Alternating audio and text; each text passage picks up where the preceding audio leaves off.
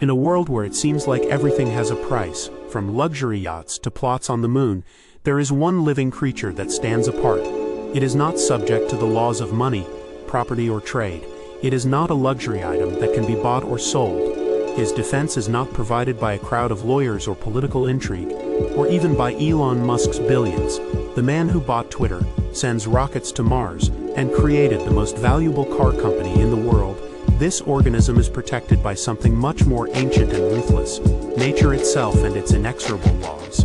Because it is not just the most expensive creature on Earth. It is also the rarest, most persecuted, and most genetically irreplaceable species in history.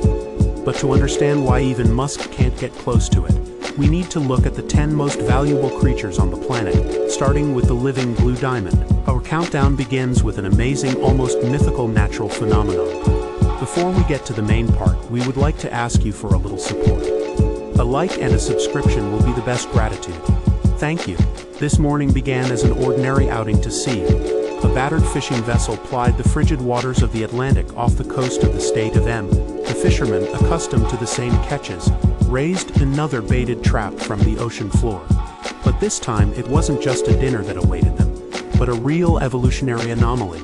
Inside the trap, a creature of an extraordinary electric blue color was shining, not dark, not cloudy, but literally glowing. It was a lobster so rare that scientists estimate the odds of its occurrence at 1 in 2 million. This striking hue was the result of a rare genetic mutation that causes the crustacean to overproduce a certain protein, distorting the way its shell reflects light. But for the fisherman who pulled him out of the water, the reason didn't matter. He held $500,000 in his hands. The news spread within hours. Maritime institutes started calling. The aquariums staged a real auction. A private collector in Asia reportedly offered $500,000 for the living creature. But here a snag arose. No one could agree on whether its sale was even legal. Officials feared the lobster would not survive transport. Biologists were pushing for its preservation, and the fisherman caught in the middle of the fuss watched his chance for riches melt away behind layers of bureaucratic red tape. Eventually, the lobster was transferred to a secure marine center placed in a temperature-controlled tank and locked behind double glass. Cameras monitor him 24 hours a day. Nobody touches him. This is not food, not a pet. This is a living museum exhibit, possibly the only one of its kind. But there is something that no one talks about out loud. It is harmless. Blue lobster doesn't kill. He doesn't protect anything. It won't break through the fence and end up in the dictator's collection. He doesn't need guards, weapons, or secrecy. It is rare but not dangerous. And in the world of super wealth and cash cows, that's what matters most, because rarity may bring you headlines, but danger brings power. And the next creature on our list isn't just more expensive than a house. It was bred to protect them. It resembles a lion, weighs more than a grown man, and once guarded emperors in the Himalayas. But today he sleeps on silk sheets, eats Wagyu beef, and rides in the passenger seat of a Bentley. This is a Tibetan Mastiff, the most expensive dog on Earth, with the mane of a predator and the size of a small bear. This is not a lapdog. It is a genetic relic, bred for life at altitude, trained for war, and created to inspire fear. His bark can rupture eardrums. The force of its bite rivals that of a tiger. In China, during the luxury boom of the early 2000s, it became the most elite status symbol money could buy. Billionaires have started collecting them the same way Americans collect watches. The rarer the color, the higher the price. If the wool was red, a color symbolizing prosperity in Chinese culture, it could fetch a fortune. In 2014, one red Tibetan Mastiff sold for almost $2 million. The buyer, a developer, arrived with a private convoy. The dog was loaded into the Bentley. She had her own bodyguards. She never stepped through the mud again. The owners installed velvet floors in the enclosures. Some spent more on dog care than on safety. Others claimed that their dogs were descendants of imperial blood. Rumors that cannot be proven, but which greatly contributed to the rise in prices. However, the market did not last long. As quickly as it grew, it collapsed just as quickly. When the Chinese government began cracking down on excessive displays of wealth, prices fell. Some breeders were forced to close, but the myth of the millionth Mastiff did not die. It simply went underground into private estates, gated communities, and luxury farms where prices are no longer disclosed. Because these are not just pets, they are trophies. These are the defenders, and for a brief moment in history, they were worth more than a Ferrari. But even at the peak of their powers, Tibetan Mastiffs had one thing in common with all other dogs: loyalty. They become attached to their owners, they respond to commands, they protect instinctively. The next creature doesn't care who owns it.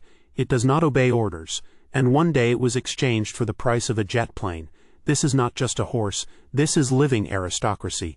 The white Arabian horse is the pinnacle of equestrian bloodlines that can be traced back through centuries of desert warfare, royal caravans, and tribal dynasties. With his arched neck, graceful head, and shining ivory coat, this creature is so rare that kings once traded lands just to possess one. But in the 21st century, the market has changed. It's no longer about conquest, but about perfection. And perfection has its price. Across Dubai, Qatar, and Saudi Arabia, elite breeders compete silently, investing millions in climate-controlled stables with 24-hour grooms and biometric monitoring. Goal: genetic dominance. A single thoroughbred stallion can now fetch more than $3 million. Not for racing, not for riding, but for something much more valuable: breeding rights. These horses do not compete at the highest levels. They are collected, traded behind closed doors, and transported across continents in special containers. They receive spa treatments, eat organic food, and are often insured for more than the value of the private jets that transport them.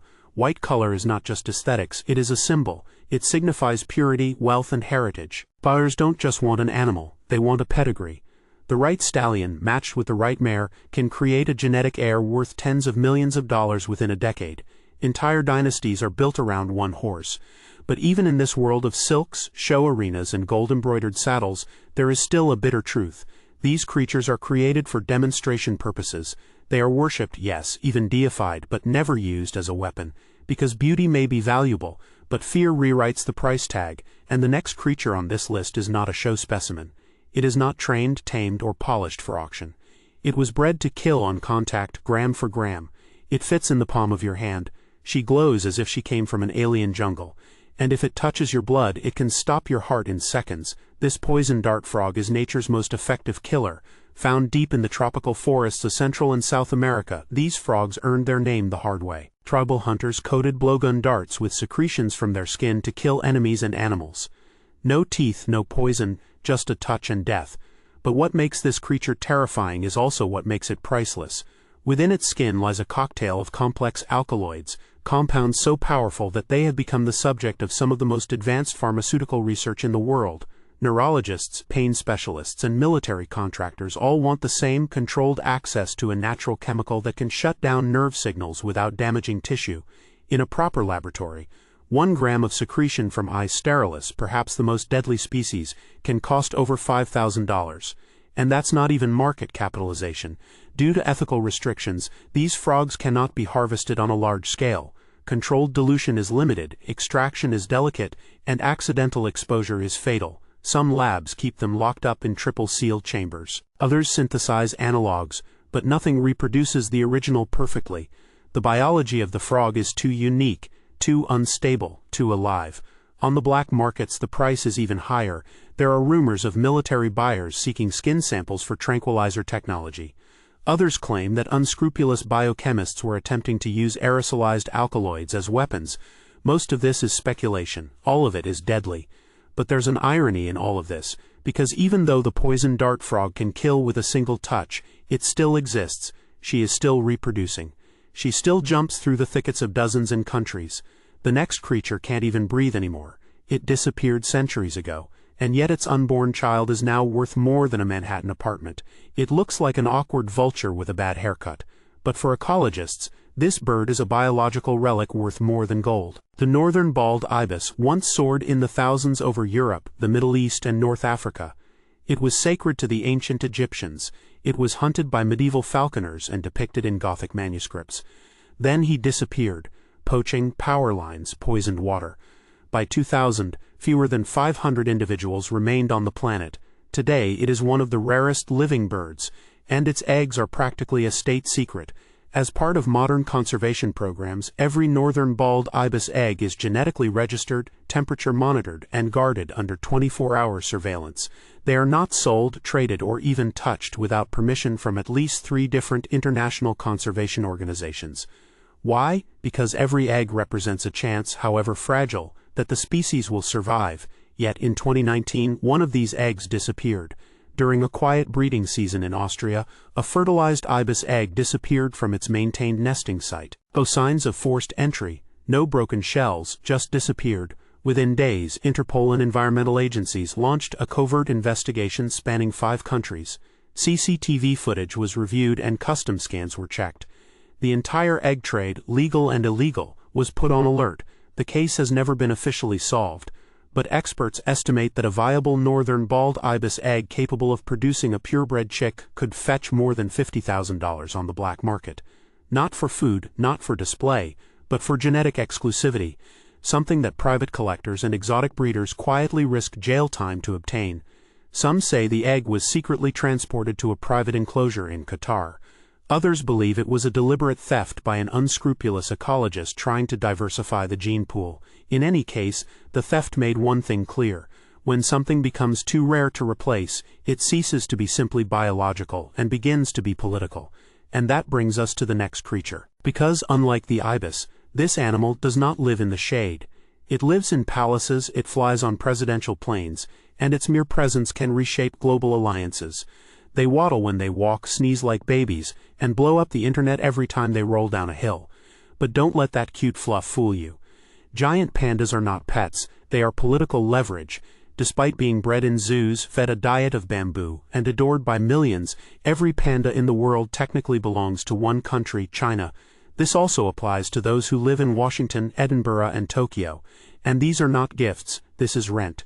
Giant pandas are classified as national treasures of the People's Republic of China.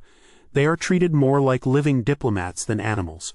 Placing even one such bear requires a formal agreement between governments, years of negotiations, and a check full of zeros. In 2023, the Smithsonian Institute National Zoo paid China over $50 million in diplomatic fees for pandas just to house one breeding pair. This amount includes rent, habitat upgrades, and a large annual donation to the China Nature Conservation Fund. And when a cub is born, it must be returned to China within 4 years without exception. They arrive with security, Chinese vets, and surveillance clauses tucked deep into their contracts. One wrong move, one political disagreement, and the ant is called off. This has happened before. In 2019, as relations between China and Canada worsened, the Calgary Zoo was forced to return its pandas early. The reason, of course, was given as problems with bamboo supplies. But behind all the fluff and fanfare there is a deeper strategy. These bears are used with the precision of military assets.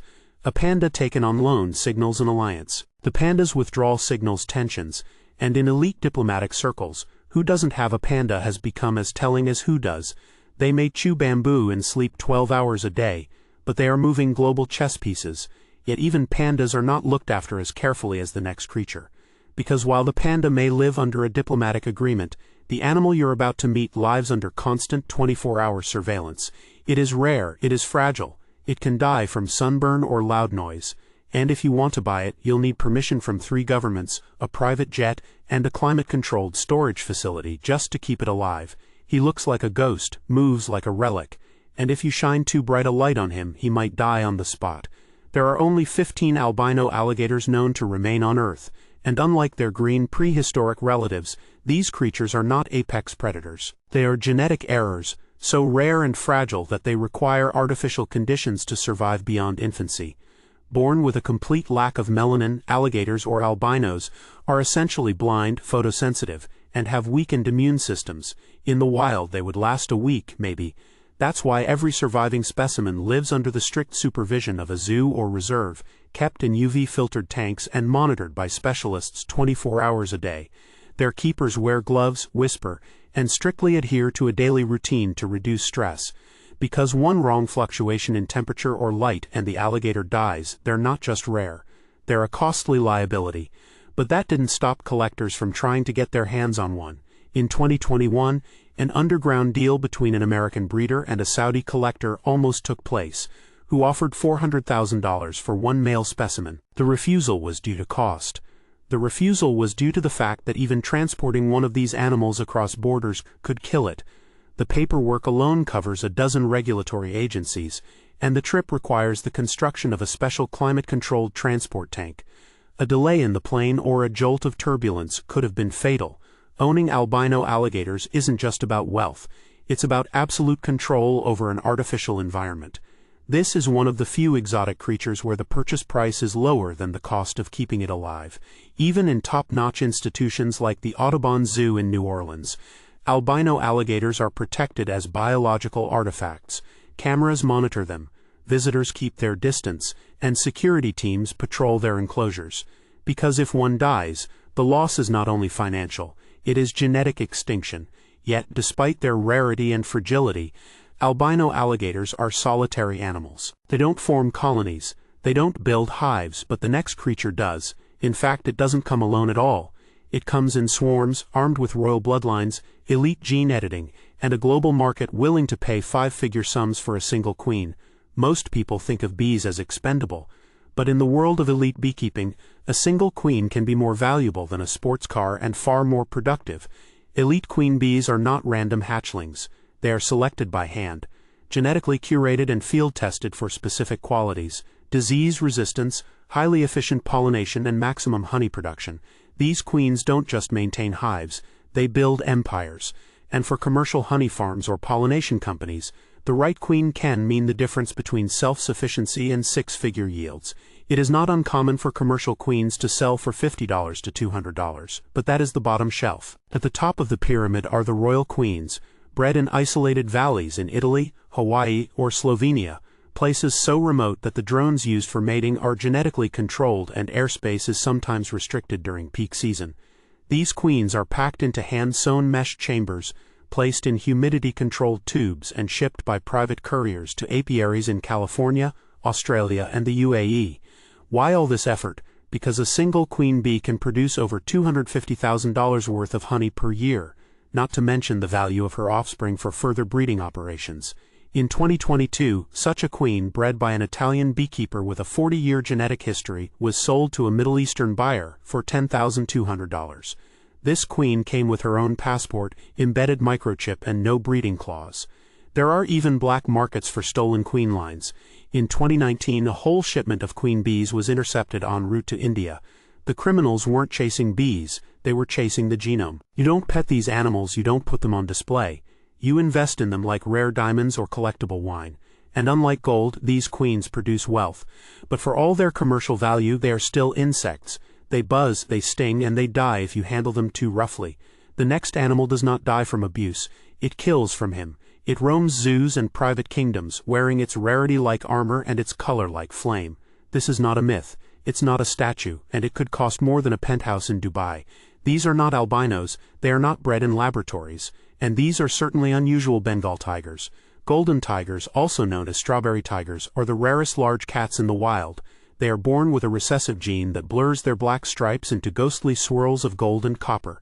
There are less than 30 of them in the world. Unlike white tigers, which are largely the result of captive inbreeding, golden tigers are produced almost exclusively by a double recessive gene, making each birth a biological accident comparable to a lunar eclipse. These animals do not end up in petting zoos or roadside attractions. They live in private royal collections, guarded by CCTV cameras, steel fences, and in more than one case, armed patrols. In the Middle East and Southeast Asia, owning a golden tiger is more than just a luxury. It's a status symbol rivaled only by private jets and oil fields. The price, while publicly documented sales are rare. Behind closed doors, the breeding rights to a healthy pair of golden tigers have reportedly reached six figures. In one confirmed case in 2021, an adult male was exchanged not for cash, but for a gold bar and an armored SUV in a transaction conducted entirely off the books between two collectors in the Persian Gulf. But even if you had the money, acquiring it isn't as simple as writing a check. Logistics are almost impossible. STS permits, international veterinary permits, contracts for safe transportation, and political connections are required. Miss one form and your pet becomes an international smuggling scandal. There is no place for amateurs in this game. Owning a golden tiger is a full-fledged operation. They require a team of exotic animal specialists, a specially designed enclosure, and more meat per week than most third-world villages consume in a month. They don't purr, they don't play ball, and if you turn your back on them, they will remind you what being an apex predator really means. But for all their glory, even golden tigers have a price. Elon Musk could buy a whole zoo of golden tigers, send albino alligators to Mars, and he would still have money left over for panth diplomacy. But even he won't be able to buy what comes next because this creature is not sold, bred, exchanged, or auctioned.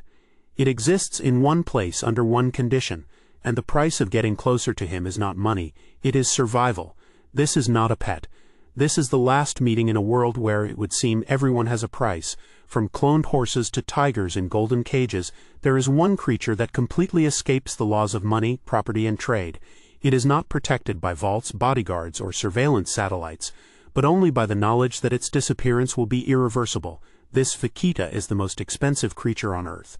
Not because of how much it costs, but because of how much it would cost to lose it.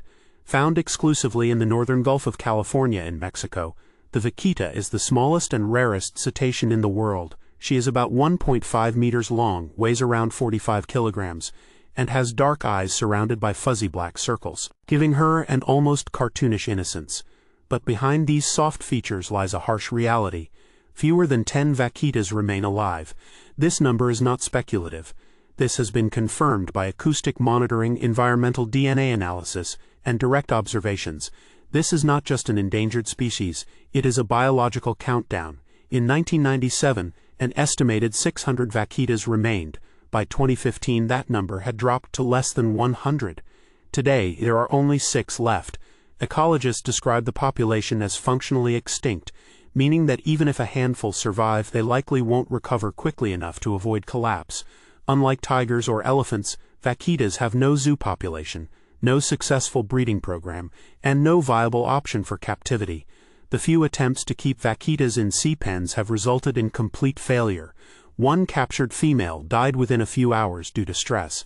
This species is not only rare, it is physically incapable of being owned by anyone. That's why Elon Musk, the man who launched his car into space and publicly toys with the idea of colonizing Mars, could never buy a vaquita. He could buy a golden yacht, a piece of the moon, or even build a private fleet, but he couldn't acquire vaquita without destroying the very thing he was trying to acquire. Because unlike racehorses, pandas, or even cloned sheep, the vaquita does not increase in value due to its rarity. It becomes useless the moment it is taken out of the sea. The cause of vaquita's death was not poaching for her own body parts. No one harvests its fins or tusks. Instead, it is collateral damage in another black market war. The real culprit is the illegal fishing of a completely different creature, the totaba fish. Its swim bladder, considered a delicacy and folk remedy in China, can fetch up to $100,000 per kilogram. To catch tota abu, fishermen set out large gill nets that lure in anything that swims nearby, including the vaquita. In this grotesque twist of fate, vaquita dies for a crime he had nothing to do with. Despite the ban on gill nets in the region, enforcement remains difficult. Mexican authorities, under pressure from both local cartels and economic desperation, have failed to stamp out the illegal trade. Conservation groups like Sea Shepherd have taken the fight to the water, patrolling the Gulf of California in anti-poaching boats, cutting nets in real time, and confronting armed fishermen. At one point, drones, sonar, and Navy patrols were used only to protect the few remaining specimens. Vaquita's security budget could rival that of some heads of state if one were paying in dollars. But the currency here is not money, it is survival. No auction house will ever list an vaquita. No collector will ever own it. No billionaire would ever post a photo of an vaquita frolicking in a private aquarium. Not because they didn't try, but because they physically can't. At the moment of movement, vaquita dies. The moment she is killed, the species loses another digit from its genetic clock. The entire species is protected not by price tags but by the laws of nature and the fine line of extinction. In economic terms, this makes the vaquita invaluable. Not in the sentimental sense of the word, but in the most literal sense. It cannot be valued, sold, or legally transferred. It exists in a zone beyond evaluation. For economists, it's a nightmare. For environmentalists, it's a flashing red warning sign. If you were to hypothetically catch one smallpox, it would cause an international incident. Mexico has placed it under the highest possible environmental protection. The Convention on International Trade in Endangered Species of Wild Fauna and Flora banned all international trade. Any attempt to buy, sell, transfer, or even rent an vaquita for profit would violate international law, carry criminal penalties, and be widely condemned. It's the biological equivalent of trying to buy the Mona Lisa, except it bleeds, floats, and breathes. This did not stop the rumors from spreading. In 2019, a report emerged claiming that a private collector in Macau, offered $5 million for a live Akita, an offer that was allegedly rejected without negotiation. Others claim that a biotech startup once proposed cloning a species from tissue samples, but realized it could not legally extract the genetic material without being held accountable. Some ideas simply collapse under the weight of their own ethics. And yet, despite everything, despite all the networks, all the negligence, all the international dysfunction, Akitas continue to survive, not to reproduce, not to thrive, not to multiply, but to barely survive. And that survival is part of what makes them so staggeringly valuable. Every living vaquita represents the last of something. The last gene, the last call, the last heartbeat of an evolutionary line that took millions of years to form. You can't buy this. You can only protect it or destroy it.